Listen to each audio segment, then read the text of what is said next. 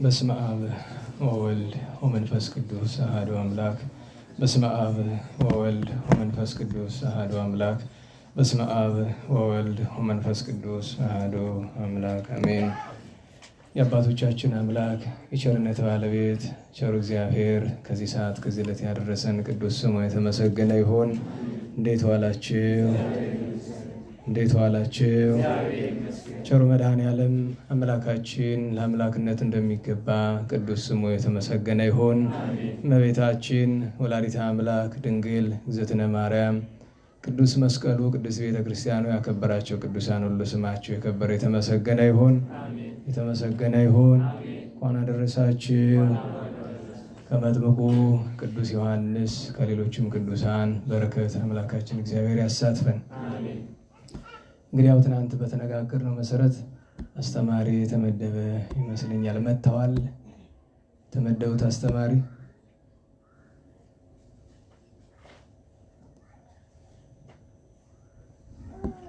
እየሰማችሁኝ ከሆነ የተመደቡ አስተማሪ መጥተዋል፣ ወይም ምልክት ይስጡኝ እንታ ዮሐንስ መጥተው ከሆነ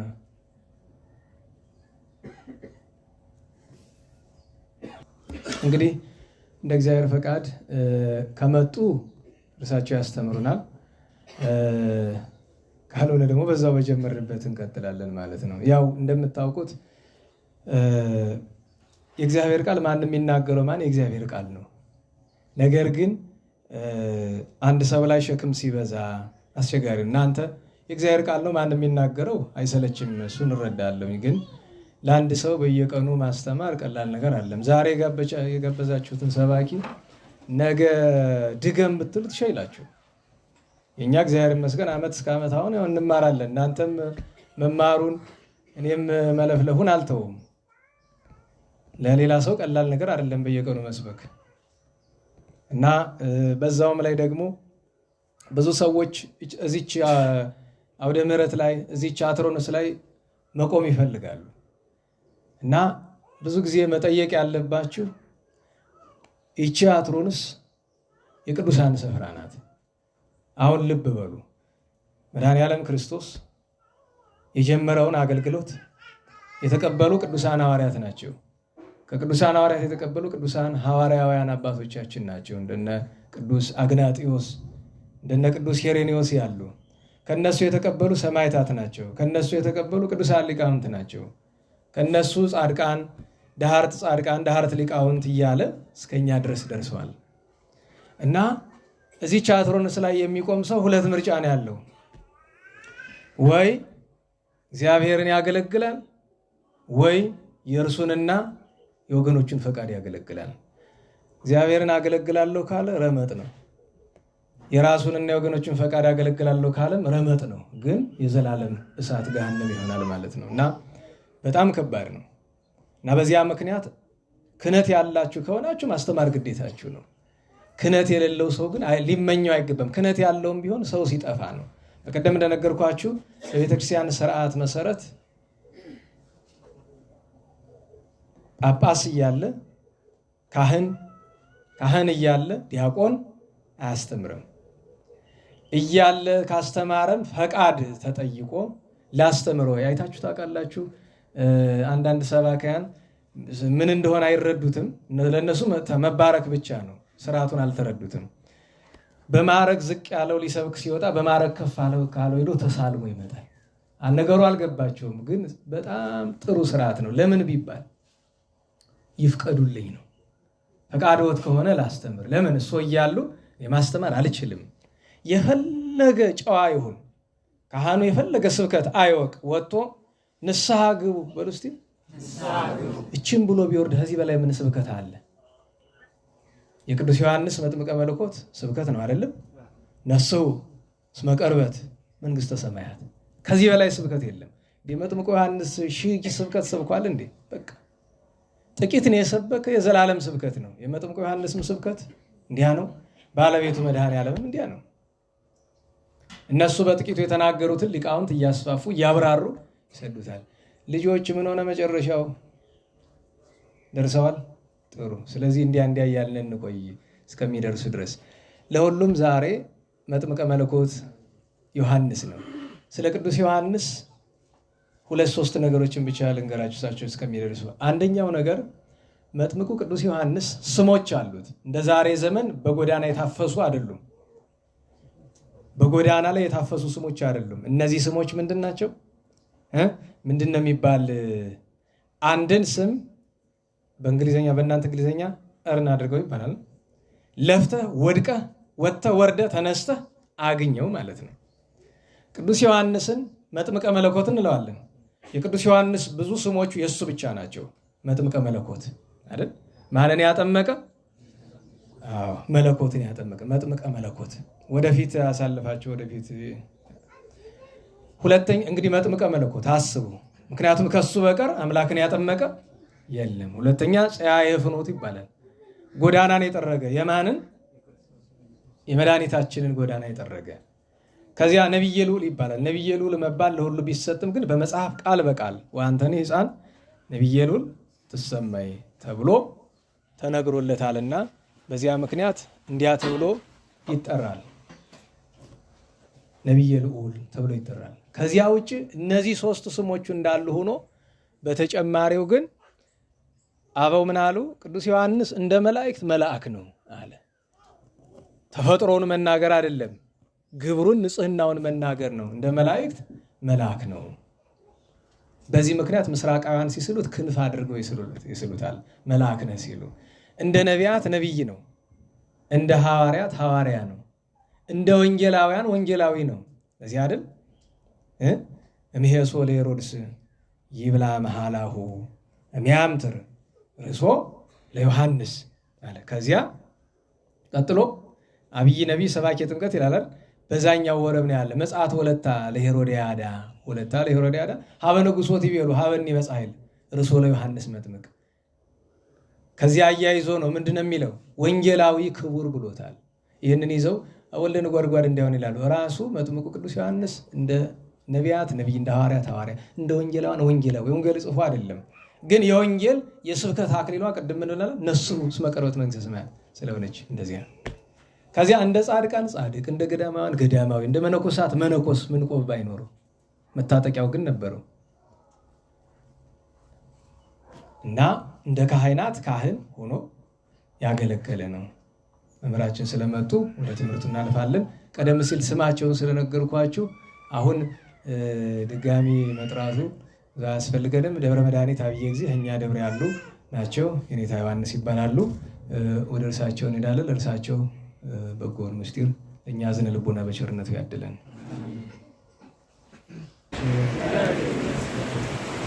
ለየኔታ ዮሐንስ ለመምህራችን እግዚአብሔር ቃለ ሕይወት ቃለ በረከትን ያሰማልን። ቃለ ሕይወት ቃለ በረከትን ያሰማልን። ተስፋውን መንግስቱን ርስቱን ያወርስልን። መቼስ የሰው ልጅ በየጎዳናው አንድ ቀለም ተምሮ ሁለትም ሶስትም ተምሮ ቃለ ሕይወት ያሰማልን ነው የሚለው። ሰው መራቂም ተመራቂም አላስተውለው ያለ ኃይለ ቃል ስለሆነ እንድናስተውለው አደራ እላችኋለሁ። መራቂም ተመራቂም አላስተውለው ያለ ነው። እኛም አስተምረን ስንወርድ ስለለመድ ነው ቃለ ሕይወት ያሰማልን ሲባል ብዙ ትርጉም አይሰጠንም። ተናጋሪውም ስለለመደው ዝም ብሎ በልማድ በአንደበት እንደዚያ ይባላል እና በእውነቱ እኛም ስንለው ካንጀት ምናስተምር ሰዎችም ስንቀበል ካንጀት እንዲሆን ቸሮ መድኃኔዓለም ይርዳን። እስቲ ያን ጊዜ ካንጀታችሁ ሞክሩት።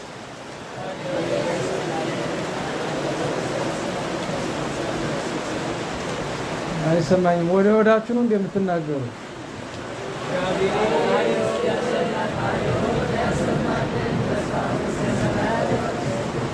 አሁን የተናገራችሁት ካንጀት ነው ከጉሮሮ ነው? ካንጀት ነው ያርገው መድኃኔዓለም። እንግዲህ ያው በእድሜ ገና ልጅ ናቸው የኔታ ከነሱ አንጻር ብቻ ሳይሆን ከኔም አንጻር ይሆን ገና ናቸው። እኛ እድሜያችን እንዲያ ሄዷል እና በእውነቱ ቤተክርስቲያን ምንም ሆኖ ምንም አስተማሪዎች ያስፈልጓታል፣ ወይም በሌላ አነጋገር ልሳን ያስፈልጋታል ቤተክርስቲያን። እና ምንም ሆኖ የሚያስተምር እግዚአብሔር ነው። ፍጡር ማስተማር አይችልም ብለዋል አባቶቻችን። ፍጡር ማስተማር አይችልም። የሚያስተምር ማን ነው? እውነተኛው መምህር ማን ነው? አዎ እግዚአብሔር መድኃኒታችን ኢየሱስ ክርስቶስ ነው አይደለም? ቅዱሳንን ቅዱሳን የምንላቸው ማን ስላደረባቸው ነው? አዎ ቅዱስ የሆነ እግዚአብሔር ስላደረባቸው ነው። አንድን ሰው መምህር ካልነው እግዚአብሔር አድሮበት እያስተማረበት ነው ማለት ነው። ካልሆነ ግን መምህር ተብሎ አይጠራም። እግዚአብሔር አድሮ እያስተማረበት እንደሆነ ምንድነው መታወቂያው ከተባለ ከቤተ ክርስቲያን ሐሳብ አይወጣም። እናዋላችሁ እንዲህ ብዬ ብናገር እከበርበታለሁ፣ እንዲህ ብዬ ብናገር እደነቅበታለሁ፣ እንዲህ ብዬ ብናገር እደመጣለሁ ካለ ይሄ የቤተ ክርስቲያን ልሳን አይሆንም። እንዲህ ብዬ ባስተምር ለኔም በረከት ለሚማሩትም ሕይወት ይሆናል ብሎ ካሰበ ይሄን ጊዜ እግዚአብሔር አንደበቱን አንደበት አድርጎ ያስተምርበታል ነው። እና በእውነቱ በድጋሚ ቃለ ሕይወት ቃለ በረከት ቃለ ሰላምን ያሰማልን። የዚህ ዓለም መከራው ብዙ ነውና ከመከራው ይሰውርልን። በተረፈው እንግዲህ አጭር ማጠቃለያ እንውሰድና እንጨርስ። እኔ በእውነቱ በሳቸው ቦታ አቋርጥ ነበረ። ለምን እውነት ለመናገር ለተወሰነ ደቂቃ እየሰማችኋቸው አልነበረም። እኔም 1-2-3 ደቂቃ የምሮዬ ዝናቡ ወሰደውና አይ እንዴት ነው እያልኩኝ ጥቂት ቃላት አመልጠውኛል። በትዕግስት ስላስተማሩ ሁሉም ወደ ማዳመጥ መጣ። እዚያ በኋላ ግን ሁሉም ሰው ሰምቷል። የተወሰነ ደቂቃ ግን እና እኔ በሆን ትንሽ አይምራችሁ ሲሰረቅ ትቸው ነው ወርድ ነበር እና እሱን አደንቃለሁ። ያው ብልጭ ሲል ይፈራዋል። እንዴት ዋላችሁ? እግዚአብሔር በሚያውቀው እዛ ካለውበት ስፍራ ዋርካ ተከልኩ እና ሁሉ ሰው ከፋው። ለምን ብዬ ስጠይቃቸው ዋናውን ምክንያት ትተው የውሸት ምክንያት ነገሩኝ። እሷ ምንድናት? ቤተ ክርስቲያኑን ስሩ ያፈርሰዋል እና አይ እሱን ተውት፣ እኔ ነግራችሁ የለ ለምን መተከሉ እንዳስፈራችሁ። ሁላችሁ ባላገር ስለሆናችሁ ባላገር የሚለውን ቃል በኮቴሽን ውስጥ አስገቡልኝ። ሀገር ያለው ለማለት አይደለም። እሱማ የማዕረግ ስም ነው። ባላገር የማዕረግ ስም ነው።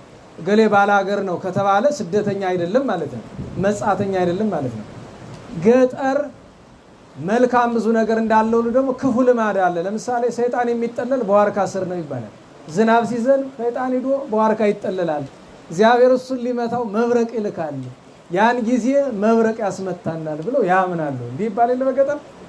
ይሄ ልማድ ነው፣ ሃይማኖት አይደለም። ልማድነቱም ክፉ ልማድ ነው። እግዚአብሔር ሰይጣንን በዚህ ዛፍ እንዲያድር በዛ ዛፍ እንዲያድር ብሎ አልፈቀደለት። መጀመሪያ ደረጃ ሰይጣንን እንደ ሰው አስበ ነው ዝናብ እንዳይመታው ይጠለላል ብሎ ማሰብ ራሱ በገጠር ያሉትን አንፈርድም። ለምን? የትምህርት እጥረት ስለሆነ። ከተማ ገብቶ ዲያቆን ነኝ ካህን ነኝ ብሎ ግን እንዲህ ብሎ የሚያስብ ምን ይባላል? ይሄ እኮ እንዲህ ያለው እኮ ነው ጨዋ ዲያቆን ጨዋ ካህን የሚባል ማለት ነው። አስባችሁታል? እሳትና ውሃ ይስማማሉ? አረ ንገሩኝ። እና ታዲያ ጨዋነትና ክህነት ይገናኛሉ? አገናኙም እኮ። ሳይማር እንዴት ብሎ ካህን ይሆናል ታዲያ? ያው እስካሁን ሳያስቀይሟችሁ ጥሩ አስተማሩ።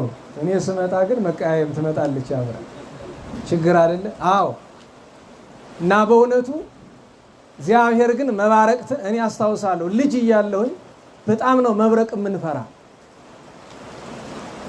ከፍርሃት የተነሳም ብልጭ ሲል ሳሊ ለነ ቅድስት በሉ ነው የምንባል አይደለም?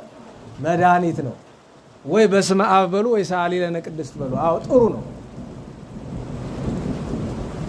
ከመፍራታችን የተነሳ እግዚአብሔር ለምንድን ነው መብረቅን የፈጠረው እያልን እናዝነብ። ደስ አይለኝም የነበረ በቃ ዝናቡ አይበቃም ወይ ምንድን ነው መብረቁ? እና አንድ ጊዜ ልጆች እያለን ብፁዕ አቡነ እንድርያስ ወይም አባ ጓጽባህ ሊቀ ሊቃውንት አባ ጓጽባህ የነበሩት አሁን ብፁዕ አቡነ እንድርያስ ስለ መባረቅት ሲያስተምሩ ሰማሁኝ እና ረሳው። ከዚያ በኋላ ከተማርኩት ትምህርት ይልቅ በመደበኛው ቁጭ የተማርኩት የእሳቸው የዛን ቀን ስብከት አይረሳኝም ነበር።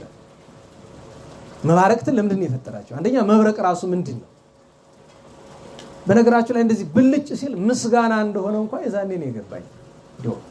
በጥሬ ዘሩ ምስጋና ነው። እንዴት ያለ ምስጋና ነው ብትሉ ቅዱሳን ነው የሚገባቸው። የመባረቅት ለምሳሌ ጌታ ባረገ ጊዜ እመቤታችን ባረገች ጊዜ ምን ይባላል?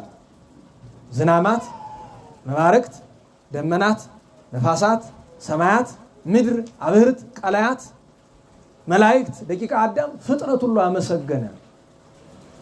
እንደውም በአርኬ አባ አርከ ስሉስ የተናገረው ነገር አለ አይደለም? የነሐሴ 16 አርኬ የሚያስታውሳለ ሰላም እብል ለዘበ ማኅፀና ተስእለ ዘሳረረ ምድረ ወሰማያ ተሰቀላለ ማርያም ምድር አመት አረግ ላይለ ጸዳለ መብረቅ ቅድሚሃ ጸደለ ወበድሪሃ ወሃበ ነጎድጓድ ቃለ ያለው ይሄንን መባረቅት ያመሰግናል። እሱ ብቻ አይደለም። መባረቅት ባይኖሩ ምድር ዘር ሲዘሩባት ያንን ዘር ውጣ ታስቀረዋለች። አንዲት ሴት ለመውለድ ምን ያስፈልጋታል? 9 ወር ሲሞላ ምንድነው የሚያስፈልጋት? ምጥ ከሌለ ልጅ መውለድ የለም። ምጡ ህፃኑን ገፍቶ የሚያስወጣው ኃይል ነው ይላሉ አባቶቻችን። በዚያው ልክ ደግሞ ምድር የዘሩባትን ውጣ እንዳታስቀር መባረቅት ብልጭ ሲሉ ነው የምትለቀው ብሎ መተርጉማን ይናገራሉ። አንድም ካደጉ በኋላ አንዳንድ ጊዜ ፍሬው ወደ አበባነት ለመለወጥ ታፍኖ ይቀራል። አበባ ካልሆነ እዚያው ነው ውስጥ የሚበላሽ። እንዳይገማ እንዳይበላሽ መብረቅ ብልጭ ሲል አበባቸው የሚፈኩ አትክልት ስላሉ ማለት ነው።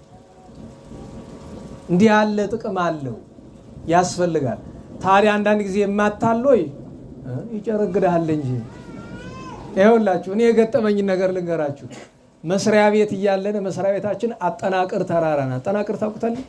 ገነት ተራራ የሚባለው ማለት ነው።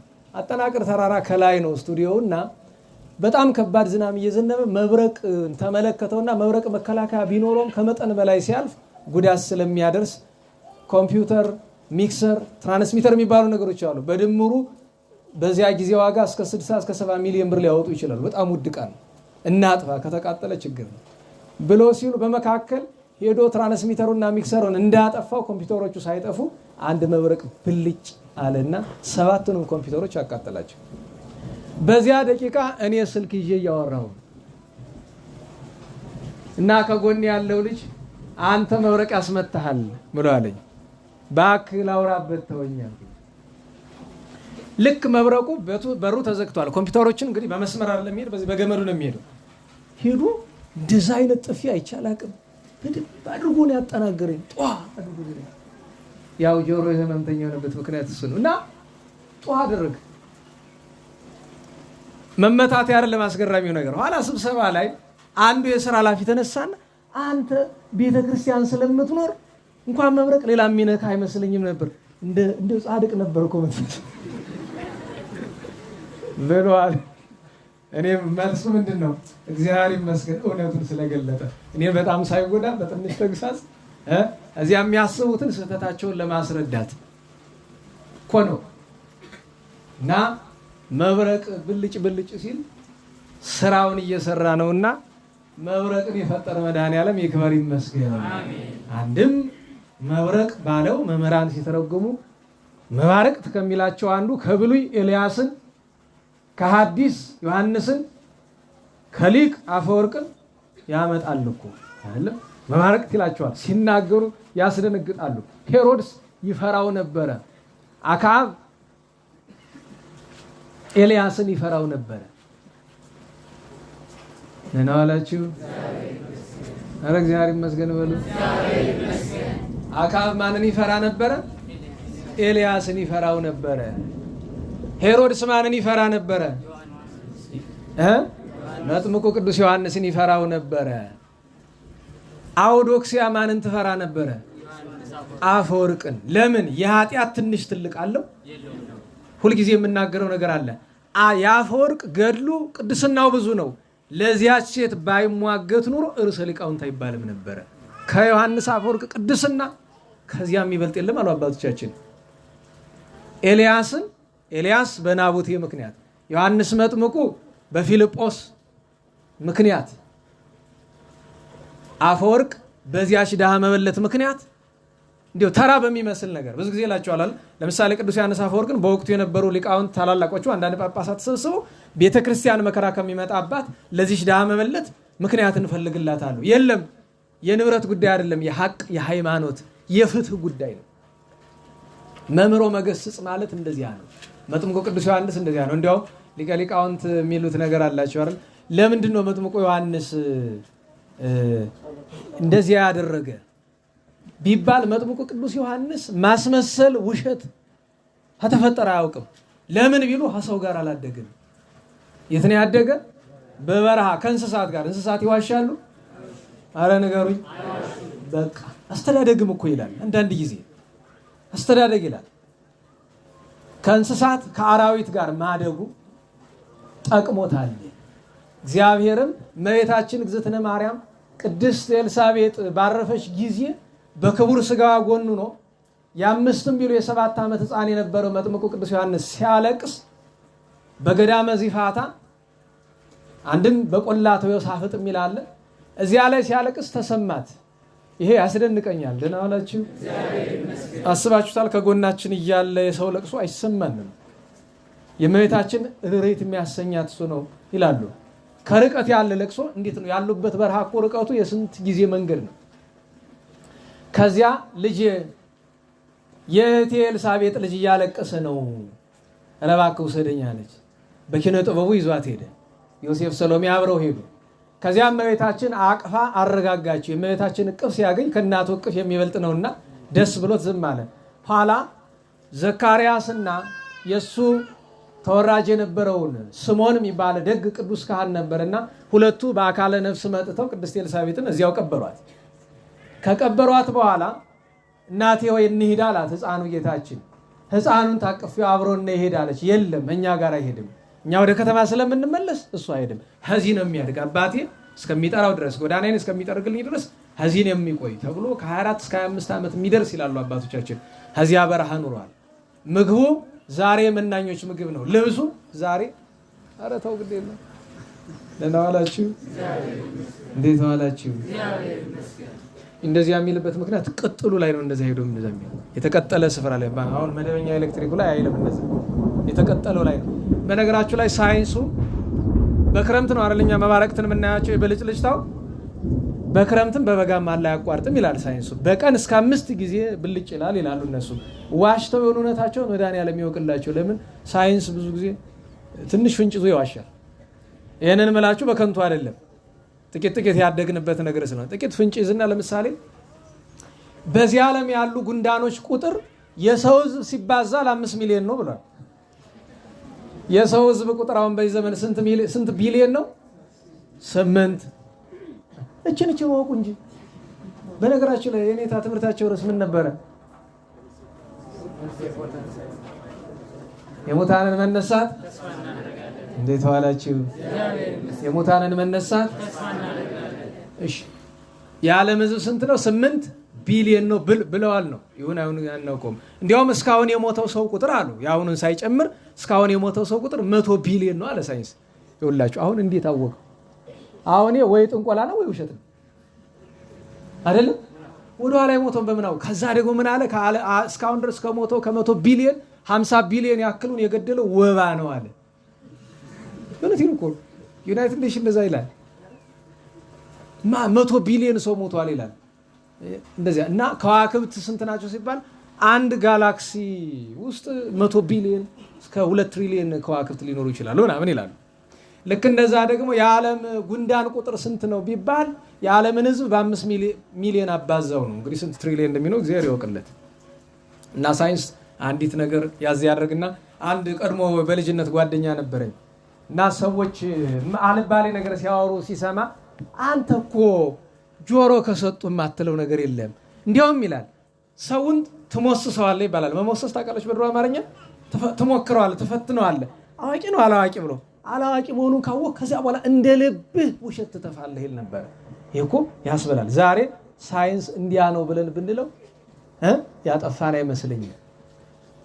መድኃኒዓለም ለሳይንሱ ልብ ይስጠው፣ ልብ ይስጠው ለሰዎቹ ማለት ነው። ሳይንስ ቅድም ይንታ እንዳሉት ለኃጢአትና ለሞት ግዘፍ ያለው አካል የላቸው እንደተባለ ለሳይንስም እንዲህ አይለው ሰዎቹንና እቃውን ነክ ነገር ያደረበትን መናገራችን ነው። እና ለሁሉም እግዚአብሔር መድኃኒዓለም መጥምቁ ቅዱስ ዮሐንስ ሐቅን ከተናገረ እኛ መከተል ያለብን እርሱ ባለቤቱ ጌታችንን ተከተለ። እንዲያው አንዳንድ መምህራን አሉ ፈሊጥ ያላቸው። መጥምቆ ዮሐንስ ግን ወደፊት ነው፣ ኤልያስ ወደፊት ነው፣ አፈወርቅ ወደፊት ነው፣ እንደዚያ ወደፊት ይሆናል። ፈሊጥ ያላቸው። ጌታም እኮ ፊት ለፊት መናገርን አስተምሮናል አይደል? አይሁድን ሲገሳቸው ቅድም በተጠቀሰው በአንዱ የዮሐንስ ወንጌል ጥቅስ ላይ ምንድን ነው ያለው? ለእኛ አባታችን አብርሃም ነው፣ እንዲያውም ወረድ ብለው አሐዱ አብ ብነ ወውቱ እግዚአብሔር፣ አንድ አባት አለን እሱም እግዚአብሔር ነው ሲሉ ከእግዚአብሔር በሆናችሁ ኑሮ ትምህርቴን በሰማችሁ ነበረ ካለ በኋላ አንትሙሰ እምአቡክሙ ሰይጣን አንትሙ፣ እናንተ ከአባታችሁ ከሰይጣን ናችሁ፣ የእሱን ፈቃድ ልታደርጉ ትወዳላችሁ ብሏቸዋል። የሰይጣን ልጆች ናችሁ ብሏቸዋል። አንዳንድ ቀን እኮ አለ ከየዋሃን ሁሉ የዋህ ከፍቁራን ሁሉ ፍቁር የሆነ ዮሐንስ ወልደ ነጎድጓድ በዚያው በወንጌሉ በምዕራፍ 13 ላይ እንደ ሌሎቹ ወንጌላውያን ሳይሆን እሱ በደረቅ ቋንቋ ይሁዳን ምን አለው? ለምን ይሴጥዎ ለዝንቱ እፍረት ለሰለስቱ ምዕት ዲናር፣ ይህንን ሽቶ ለ300 ዲናር ሽጠን ለድሃ ብንሰጠው። በነገራችሁ ላይ አነጋገሩ ትክክል ነው አይደለም? በራሱ በቆሙ ትክክል ነው። አንድ ንግግር ቃሉ ትክክል ስለሆነ ብቻ ተቀባይነት አይኖረውም። ለዚያ ነው አፈወርቅ ይደሎ ለዚያ ነብብ ቅድመ ይዝክር ስሙ ለባለ መጽሐፍ። ንግግር፣ ስብከት፣ ትምህርት ማን የተናገረው? የተነገረለት ዓላማ ምንድን ነው? አባቶቻችን ምን ይላሉ? ሰይጣን ሊያጠፋ ሲፈልግ ጾም ጸልይ ሊልህ ሁሉ ይችላል። ጾም ጸልይ የሚል መንፈስ ሁሉ መንፈስ ቅዱስ ነው እንዳትል መርምረው።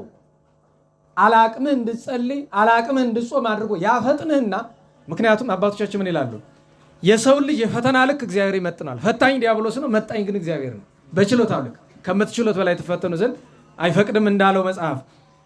ነገር ግን ይሄን ሰው መጣል ሲፈልግ ያፈጥነዋል። ቅዱሳን እንደሚያደርጉት እንዲያደርግ ያደርገዋል። ለምን? ቅዱሳንን በፈተነበት ፈተና ሊመጣበት ሲፈልግ። ለምን? ያን ጊዜ ፍትሐ እግዚአብሔር ይፈቅድለታል። ለዚያ ነው አበው ምን አሉ? እጅግም ጻድቅ አትሁን ያለውን ሲተረጉሙ አንደኛው አንቀጽ እሱ ነው። ያለ መጠንህ ከጾም ከጸሎት አታብዛ። ለጾም መጠንህም እንዴት ነው? ለምሳሌ ባለፈው ነገራቸዋለሁ። አንዲት እንግዳ መታ የፍልሰታ ሁለት ሶስት ቀን መጾም ጀመረች። ጠራዋትና ይኸውልሽ የኔ ልጅ እኔ ትንሽ አውቀሻለሁ። 3 ቀን 2 ቀን መጾም ቁም ነገር አይደለም። ብቻውን በባዶ በነገራችን ላይ ጾም ብቻውን አይቆምም። ጸሎት ብቻውን አይቆምም። ስግደት ብቻውን አይቆምም። ምጽዋት ብቻውን፣ መንፈሳዊ ምግባራት ብቻቸውን አይቆምም። አንዱ አንዱን ደግፎ ነው የሚቆም። ብቻቸውን አይቆምም።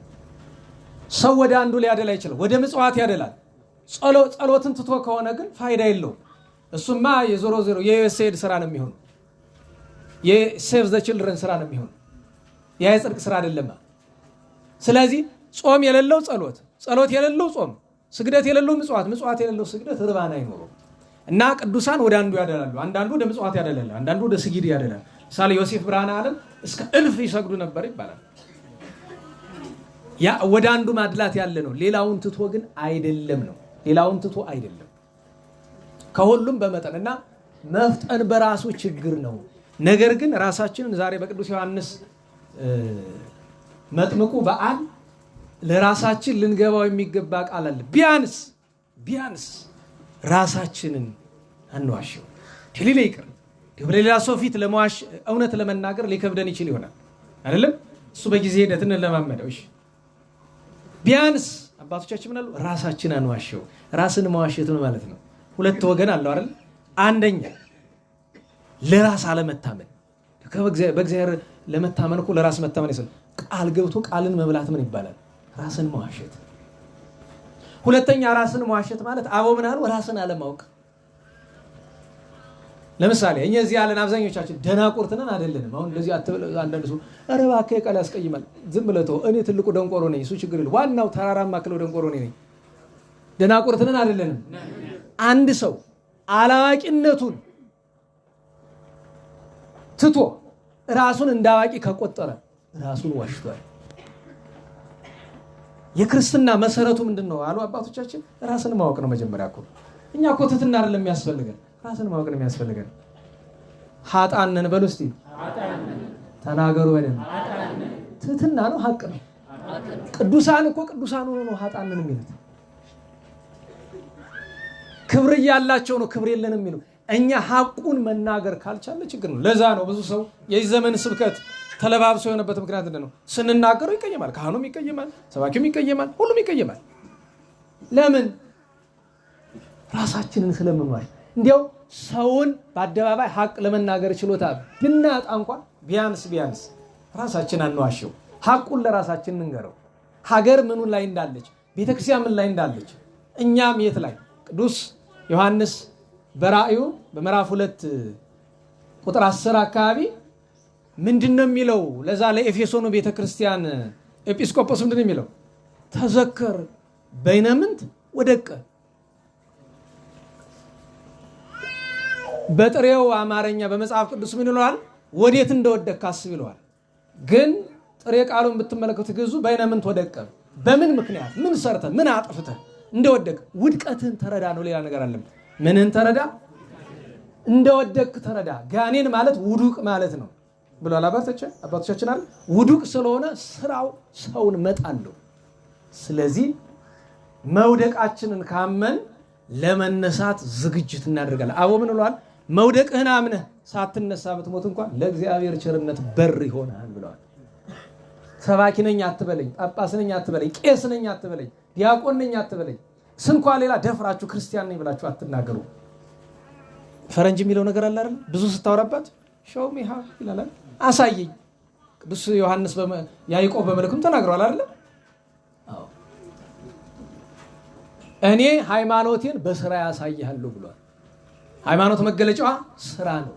ስራ ከሌለ ችግር። እኔ ክርስቲያን እኔ እንዲህ ነኝ አትበል፣ ሰርታ አሳየን። እና ይሄ ሁሉ መብረቅ ያመጣው ነገር ነው። ከመማረክት መካከል አንዱ ዮሐንስ መጥምቁ ነው ለማለት ነው። በረከቱን ያሳድርብን። የመባረክት ነገር በመጽሐፈ ሄኖክ ያለውን ብናመጣው ደግሞ ሰዓት ይገፋብናል። አንዲት አጭር ማስታወሻ ልስጣችሁና ጸሎት አድርገን እንጨርሳለን። በእውነቱ በአባታችን በየኔታ ተሾመ እረፍት ምክንያት ነውና ተገናኝተን እየተማማርን የሰነበት ነው። ዛሬ መጨረሻ ጉባኤያችን ነው። ያው ድንኳኑ ከዚህ በኋላ አስፈላጊም ስለሆነ ይሸከፋል። እኛ ግን መምጣታችንን አንተውም፣ የመጣን ደጅ እንጠናለን። ዝቅ ቢል ሰለስቱ ምዕት አሰርቶ ሰመንቱ ርቱዓነ ሃይማኖትን ቅዱስ ላሊበላን ቅዱስ ላሊበላ እዚህ ስፍራ በረከቱ ረድኤቱ አለ። የቅዱስ ላሊበላ እዚህ ቅዱስ ላሊበላ ቤተክርስቲያን በዚያ ነው፣ በመንደሩ እዚያ ነበረ።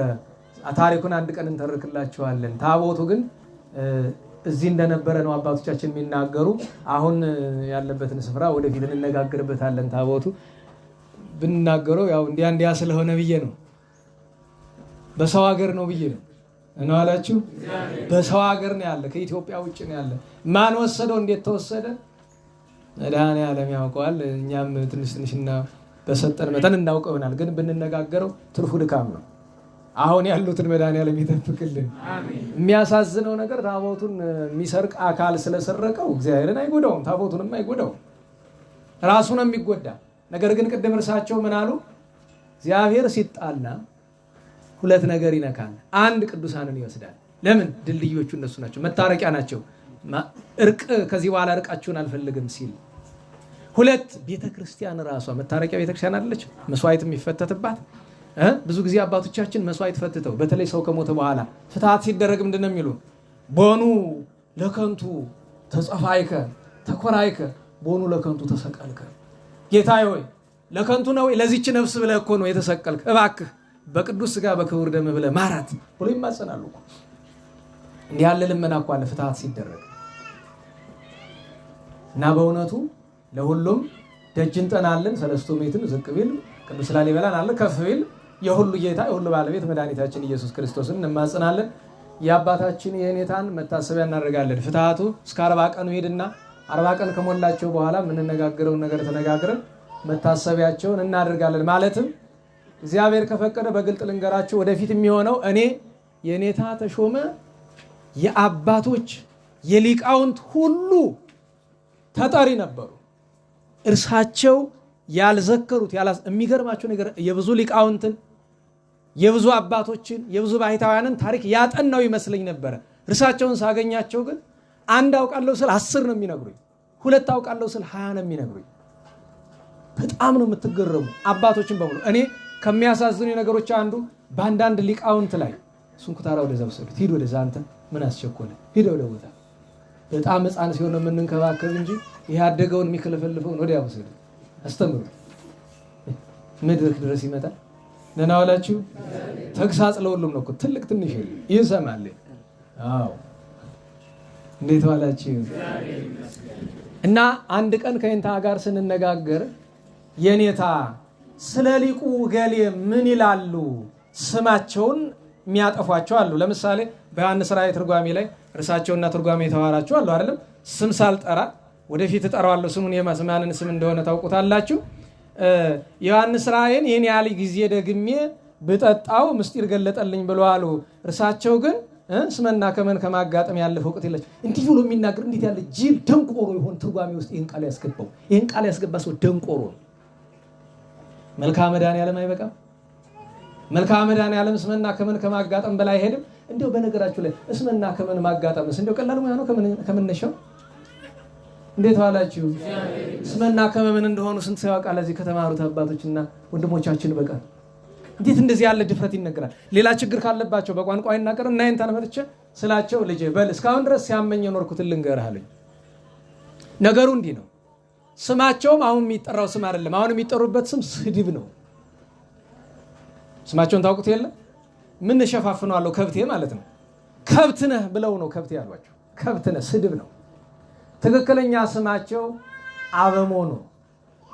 አቃቤ ሰዓት አበሞ ነው የሚባለው እና ከልጅነታቸው ጀምሮ ሲማሩ ከነኔታ ስነ ክርስቶስ ከሌሎችም ሲማሩ ምስጢር መጀመሪያ ያስቸግሯቸው ነበርና ኋላ ባጭር ታጥቀው ጫማ አውልቀው ዮሐንስ ራእይን እየደገሙ ሊነጋ ሲል አንዳንድ ጊዜ እስከ 21 አንዳንድ ጊዜ እስከ 40 አንዳንድ ጊዜ እስከ 71 ጊዜ ይመላልሱታል።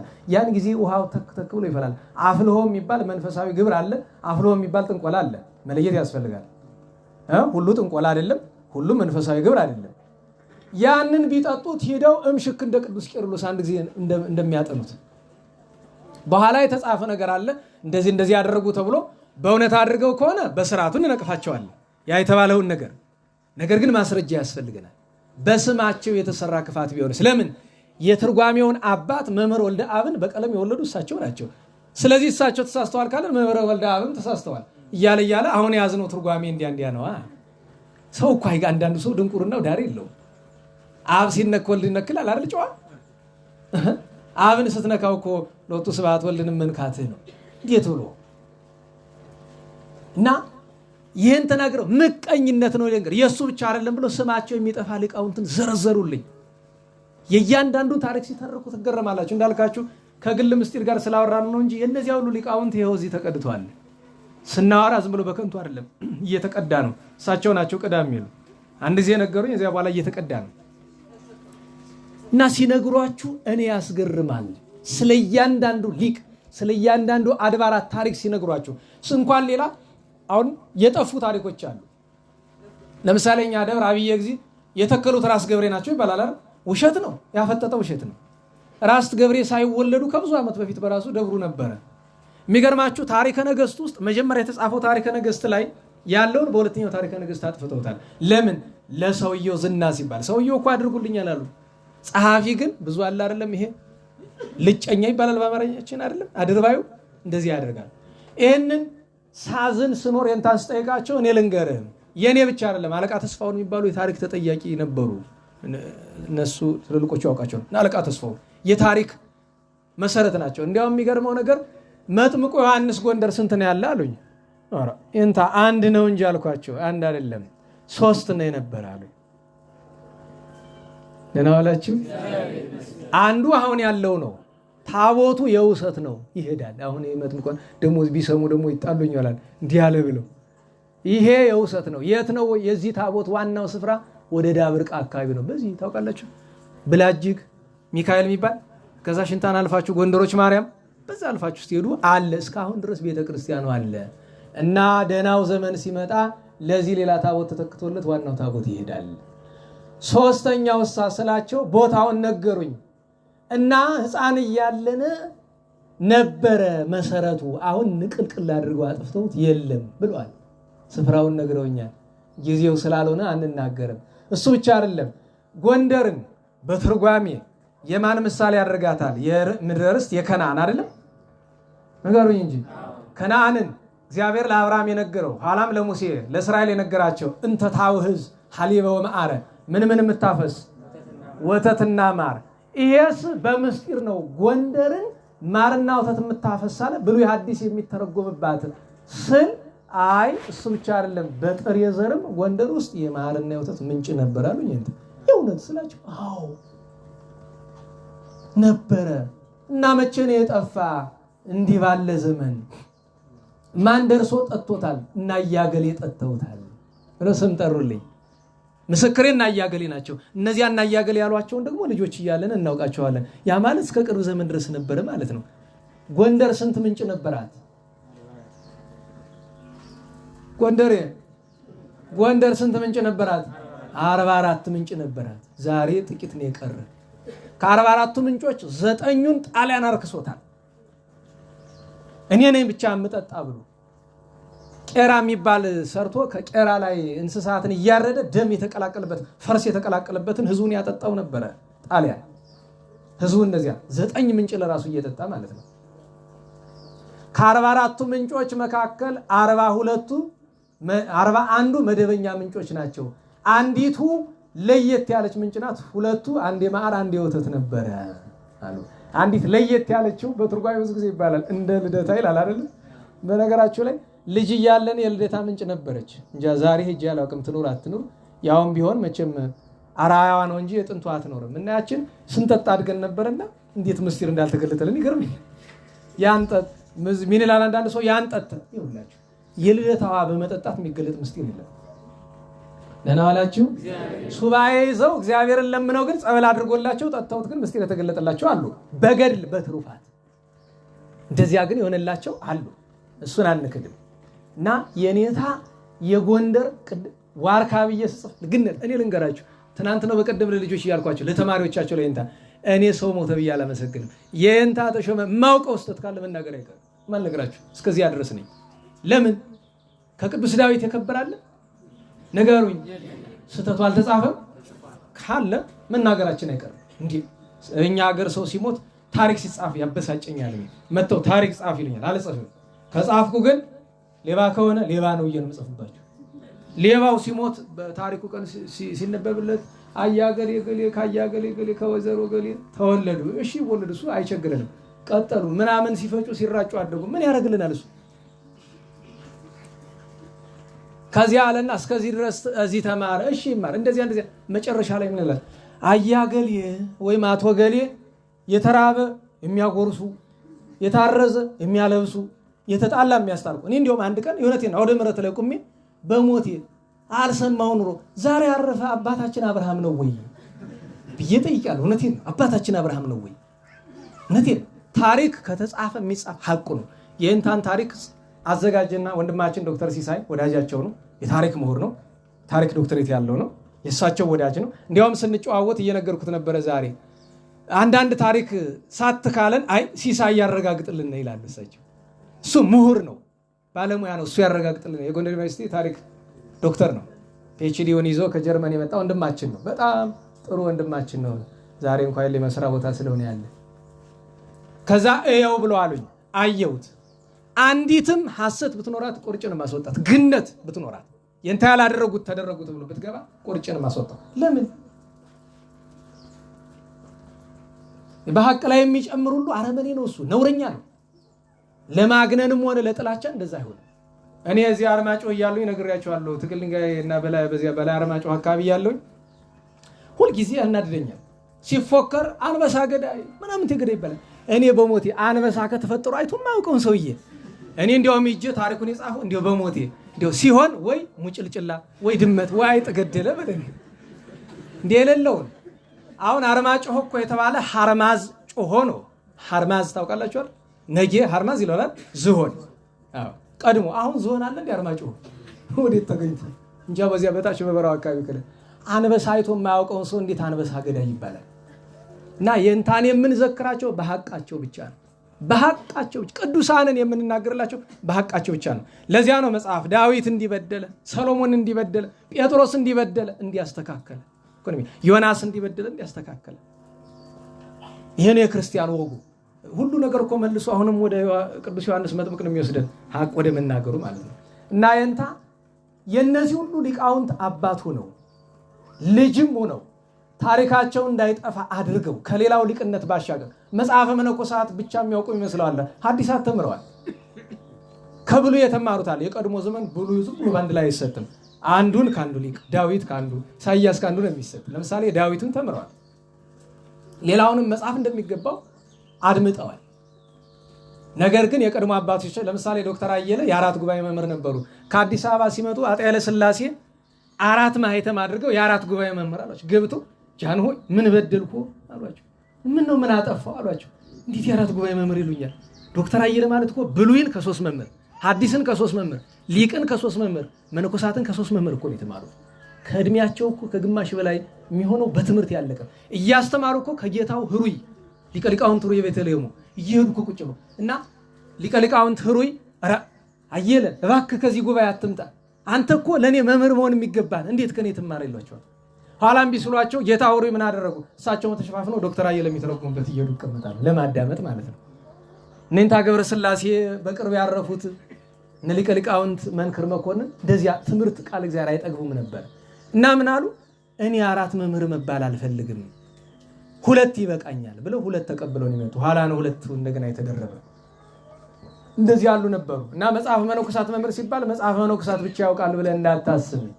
ከሁሉ ግን አገር የጣለውን የተወውን የአባቶችን ታሪክ ይዞ ሰንዶ ያውም በአይምሮ ሰነድ ሰንዶ በማስቀመጥ ተመስግነዋል። የንታ ከዚህ በላይ እኔ ከግል ደግነታቸው፣ ጸሎታቸው፣ ጾማቸው በላይ ለእኔ ትልቁ ነገር ለምን ጸዋሚት ሐራሚ አለ ብዙ እሳቸውን የሚመስል አንድ ሰው የቀረ የለም። ይሄ ነው ትልቁ ጉዳት። ይሄ ነው ትልቁ ጉዳት። እያንዳንዱን በየአድባራቱ የነበሩ አለቆች እነማን ናቸው? ምንድን ሰሩ? እያንዳንዱን እንኳን ሌላ ነገር ልንገራችሁ። እንዴት ዋላችሁ? ቁስቋም የማዕረግ ስሟ ማን ነው የሚባል? ደብረ ፀሐይ። ለምሳሌ ቁስቋም ታሪከ ነገሥቱን የጻፉት ሰዎች እቴጌ ምንትዋብ ሲሰሯት ደብረ ፀሐይ ብለው ስም አወጡላት ይላል። የሚገርማችሁ ነገር ያልቀና አተራረክ ነው። ደብረ ፀሐይ የተባለችው በኋላ ነው። ስሟ ደብረ ሳህል ነው የሚባል። ይህንን ያገኘሁት ከማን ነው? ከይንታ ተሾመ። እንዴት ብዬ ስላቸው ይኸውልህ ደብረ ፀሐይ የሩፋኤል ስም ነው፣ ደብረ ሳህል የቁስቋም ስም ነው።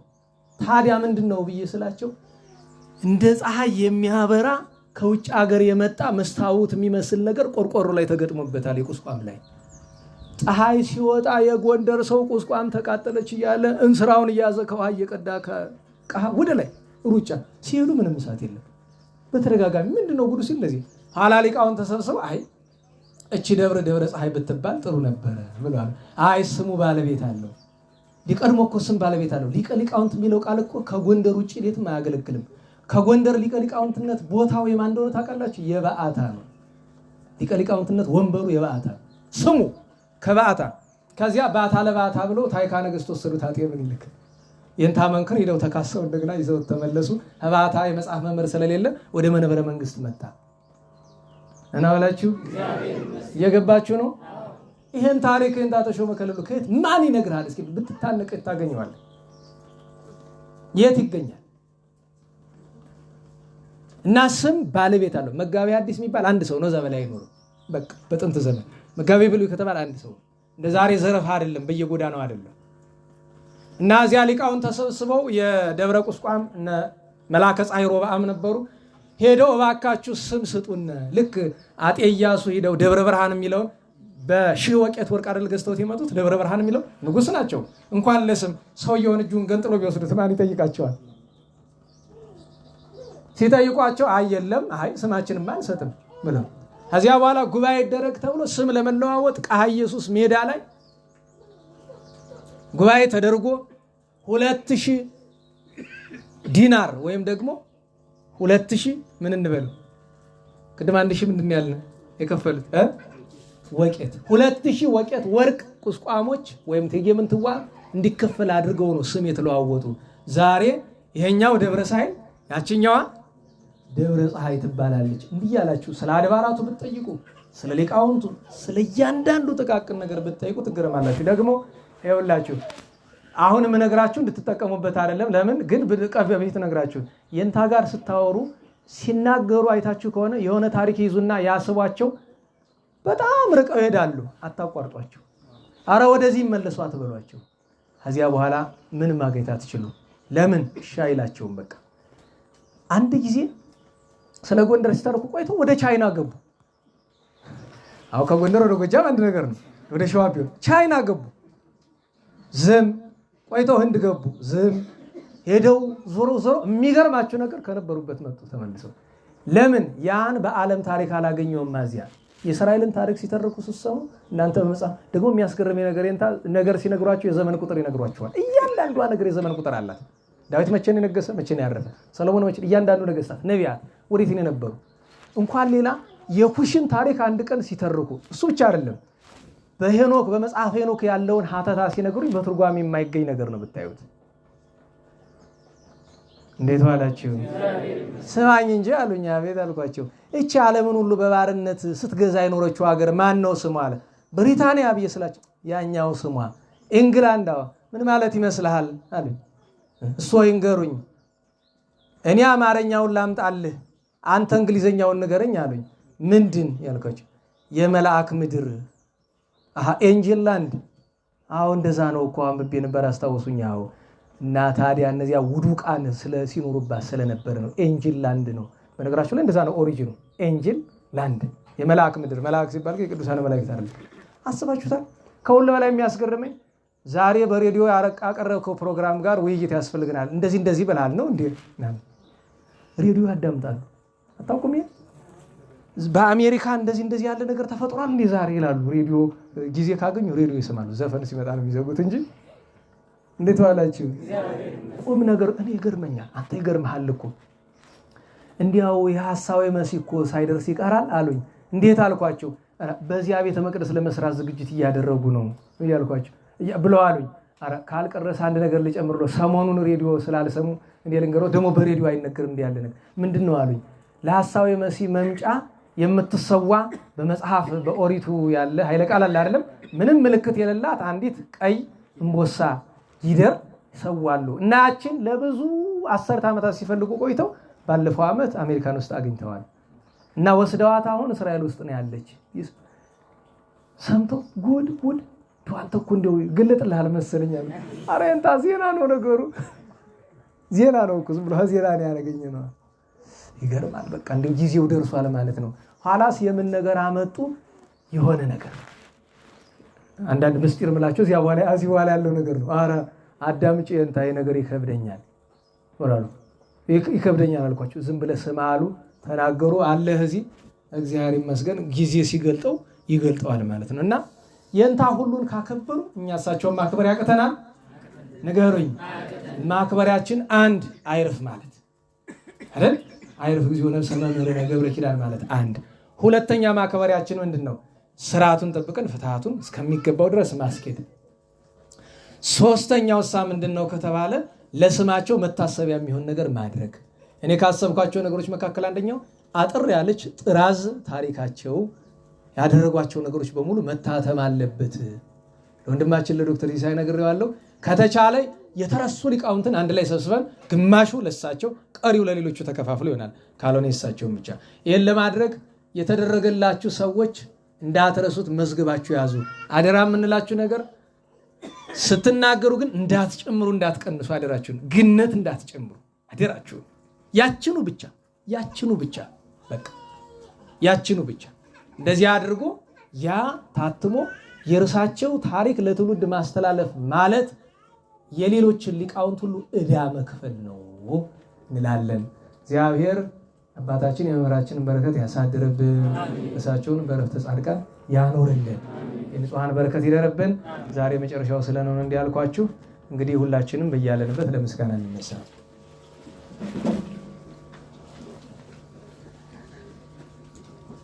ስብሐት ለአብ ስብሐት ለወልድ ስብሐት ለመንፈስ ቅዱስ ስብሐት ለአብ ስብሐት ለወልድ ስብሐት ለመንፈስ ቅዱስ ስብሐት ለአብ ስብሐት ለወልድ ስብሐት ለመንፈስ ቅዱስ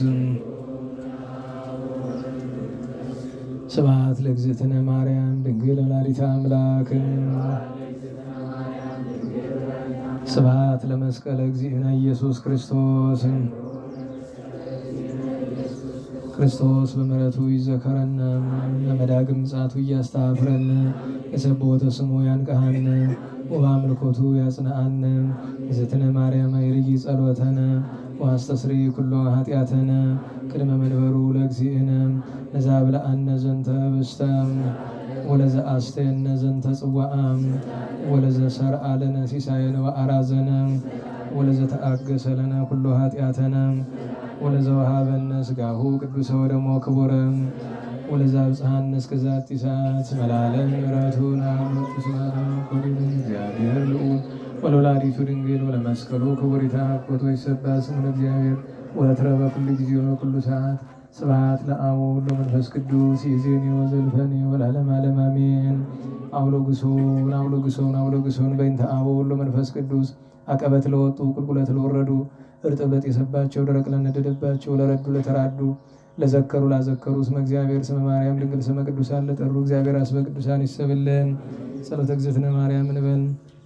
ሰላም ለኪ ዘንሰግድ ለኪ ማርያም ምንን አስተበቋቂ ማርያናዊተ ማኅፀነኪ በእንታና ምኪ ኢያቄማዊኪ ማኅበረኔዮም ድንግል ባሪኪ ጸሎተ እግዝእትነ ማርያም ድንግል ወላዲተ አምላክ ታበዩ ነፍሴ ለእግዚአብሔር ውስታሰይ መንፈሴ በአምላኪው መድኃኒት እስመረ የማማላ አመቱን አሁን ይዝየስ ያስተበጾን ሁሉ ትውልድ እስመ ገብረ ሊተ ኃይል አብያቶ ቅዱስ ስሙን ወሳይሉኒ ለትውልደ ትውልድ ለለ ይፈርጉ ገብረ ኃይለ በመዝራይቱ ዘሮም ልለ ያብብ ሊና ልቦሙ ወነሰቶም ላያናን መናብርቲሆሙ አይቤሆሙ ለትሑታን አጽቀቦሙ በረከቱ ለሩባን ወፈኖሙ ራቆሙ ለበውላኑ ተወግፎ ለእስራኤል ቁሪ ወተዘከረ ሳይሉ ዘይቤሉ ለአበዊነ ለአብርሃሙ ለዘሩ እስከ ዓለም ባርክነ ቅድስና ንጽሕና እግዝእትነ ፍትነ ማይሰሪው ለሰይጣን እሙነ መድኅነ ወለተ ብርሃን ኦ መዝገበ በረከት መዝገበ ቅዱሳት መዝገበ ንጽሕ መዝገበ ራእይ መዝገበ የዋሃት ባርክነ በእዴኪ በከመ ባረኪዩ ለኤፍሬም ፍቁርኪ በበረከተ ወልድኪ ወአብ ወመንፈስ ቅዱስ ስብሐት ለአብ ወወልድ ወመንፈስ ቅዱስ ለዓለሙ ለዓለመ ዓለም። እንደ ቸርነት አቤቱ ማረን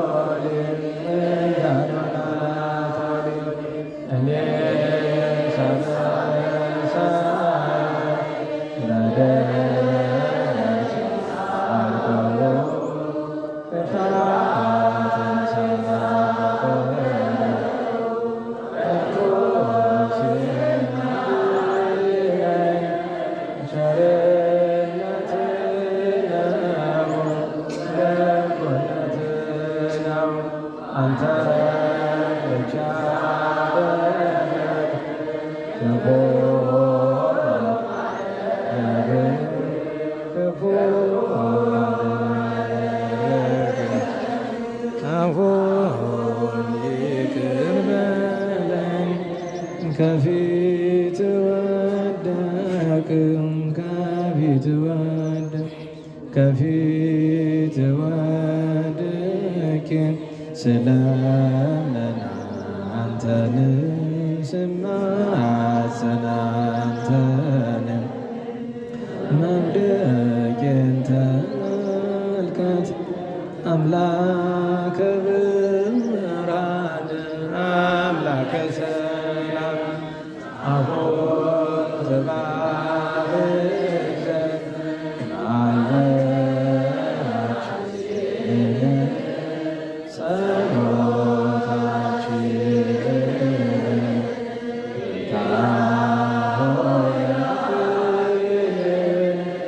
መንፈስ ቅዱስ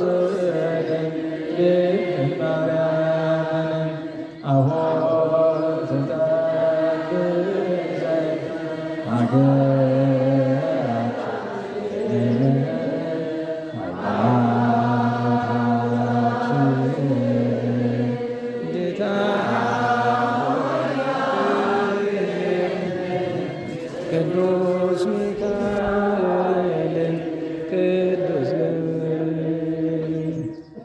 ከእመቤታችን ንጽሕተ ንጹሐን ቅድስተ ቅዱሳን በረከት ያደለ ቅዱስ ያሬድ ለቅዱስ ኤፍሬም አባ ሕርያቆስ የተለመነ የእነሱን ጸሎት የእነሱን ምልጃ ሁሉ የተቀበለች እኛንም ምልጃ ጸሎታችን ትቀበልልን።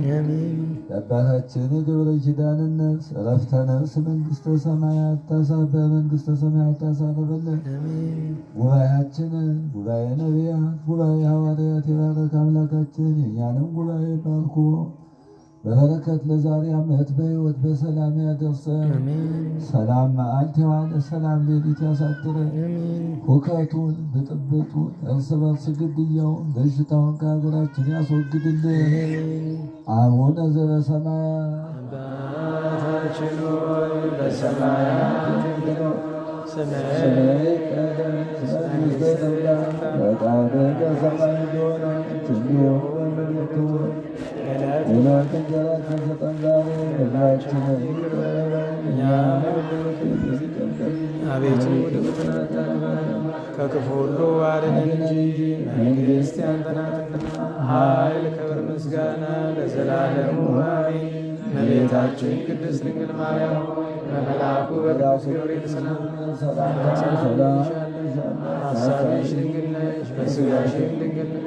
አሸናፊ እግዚአብሔር እናት ሆይ ሰላምታ ላንቺ ይገባሻል። ከሴቶች ሁሉ ተለይተሽ አንቺ የተባረክሽ የማኅፀንሽ ፍሬ ቡሩክ ነው። ጸጋን የተመላሽ ክብርት ሆይ ደስ ይበልሽ፣ እግዚአብሔር ከአንቺ ጋር ነውና ከተወደደ ልጅሽ ከጌታችን ከመድኃኒታችን ከኢየሱስ ክርስቶስ ይቅርታና ምሕረትን ለምኝልን ኃጢአታችንን ይቅር ይለን ዘንድ ለዘላለሙ አሜን። ዛሬም ዘወትርም ለዘላለሙ አሜን። ኩኑ ፍቱሐነ ወንጹሐነ ኩኑ ፍቱሐነ ወንጹሐነ ኩኑ ፍቱሐነ ወንጹሐነ ኃጢአት እግዚኦ መሐረነ ክርስቶስ ወለአስራ ሁለት ጊዜ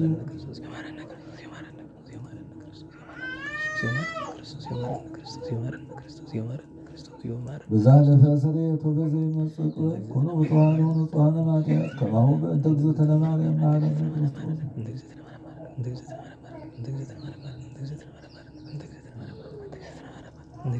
ኦ እግዚእ ኢየሱስ ክርስቶስ ስለ ኃጢአት ወኃጢአተ ኩሉ ዝክም አይሰራ ኃጢአት እግዚአብሔር ይፍታ። እግዚአብሔር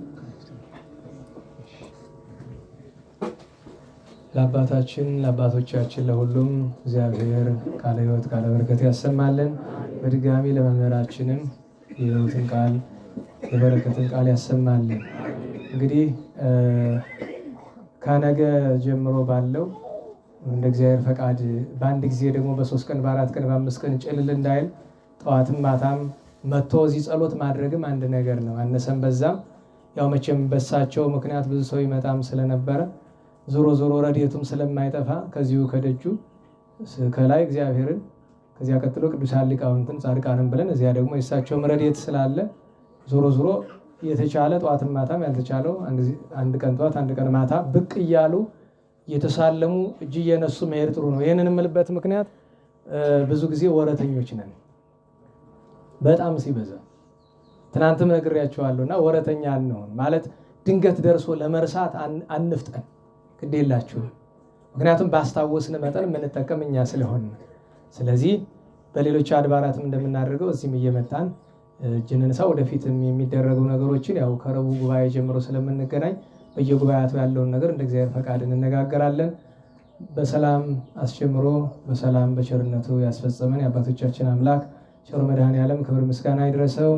ክፋት ሳይመታን እሾህ ሳይወጋን ኃጢአት ሳይሰለጥንብን በደልም ሳይገዛን የብርሃን መላእክት በፊት በኋላ በቀኝ በግራ እየጠበቁን ለጊዜ ወደየቤታችን ለፍጻሜው ተስፋ ወደምናደርጋት መንግሥተ ሰማያት ከተከፈተች ገነት ከተነጠፈች ዕረፍት ከአባቶቻችን ርስት መንግሥተ ሰማያት ሁላችን በሰላም ያደርሰን።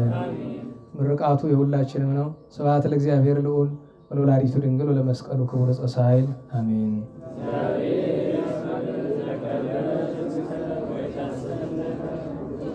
አሜን። የምትቸኩሉ መሄድ ትችላላችሁ። ሌሎቻችሁ ማጠቃለያውን መዝሙር እንዘምራለን።